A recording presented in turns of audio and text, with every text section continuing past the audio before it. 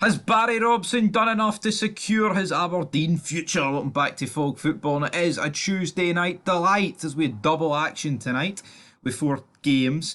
Four games, four teams, two games, only one real winner, in my personal opinion. And that is nobody. There's no winners. But the fact is, it was two draws, and it was Aberdeen 1, Dundee 1. Is this enough for Barry Robson? I'm not convinced. They were 1-0 up with a Bojan Miovski penalty, but Dundee managed to get another goal back. And you know what? There was boos at Pittodrie. There wasn't many people at Pittodrie. Well, there was, but you know, they only sell it for Rangers, even though they don't even sell it for Rangers. What are Aberdeen doing up there, man? There was massive protests tonight, I believe, for Barry Robson, and you felt like if they did lose, it would be all over. And that's not even me saying a draw's good enough, because a draw's not good enough, and that's not saying Dundee are pish. Dundee are very good. They've signed very well in this transfer window. Owen Beck coming back today.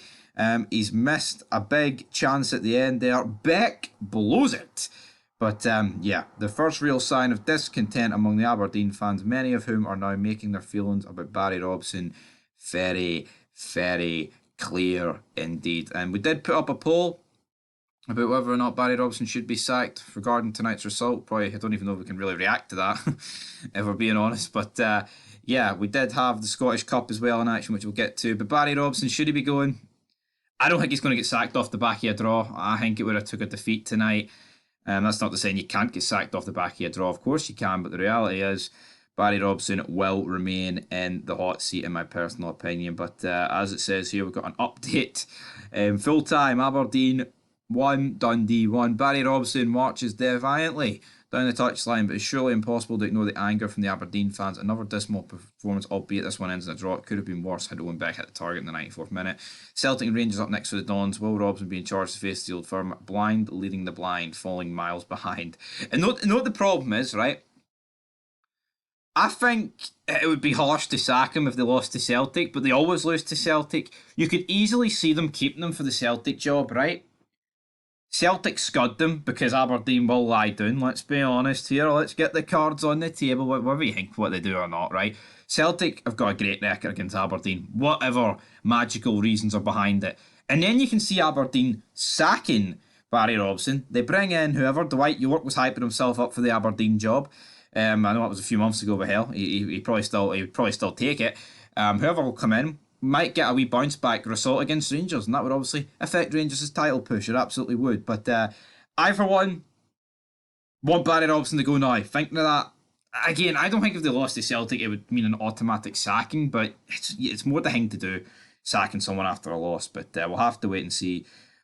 Blind leading the blind, falling miles behind. That's a pretty damning banner, if we're being honest about it. But it leaves Aberdeen sitting where in the table? Cannot be. Whoa, 8th.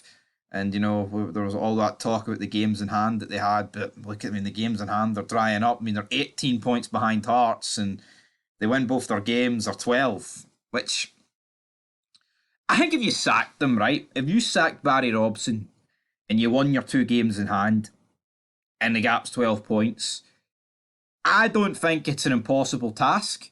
You could go on a run, but the reality is it's not going to happen, is it? But we did have another game in the Scottish Premiership tonight. That was Livingston and Ross County. Two teams for me that are just destined for 11th and 12th. In Livingston, if you can't win this game, you're not going to stay up. I'm sorry, they are down. I know it's only 6 points, but they've played two extra games. There's nothing keeping Livi up. Now, here, to be fair, they did go 2-1 down in this game. Actually, I think they went 1-0 down. Then it was 2-1 down. So they've managed to fight back both times, right? But they needed to win. They really needed to win, and they haven't. So David Martindale says he's not leaving. He's not a card. He's going to face up to it. So we'll have to wait and see how that plays out. Scottish Cup, though, we had Borough Rangers and Cove Rangers drawing 1-1. So what's happening there? Is that game still continuing on there? It is. So that's an extra time with a few games in League Two. East Fife losing 3-0 to the Spartans. Elgin City defeating Clyde. Borough Rangers and Cove Rangers, though, that's still ongoing. The winners will face Kilmarnock. So we'll probably talk about this game a wee bit in the transfer roundup, which looked quite interesting tonight. Celtic finally linked with a striker. Looks like it's actually going to get done. Rangers rejecting a mega bid for someone. You'll find out later on tonight, but I'm sure everyone's aware, and much, much more. But until next time, peace.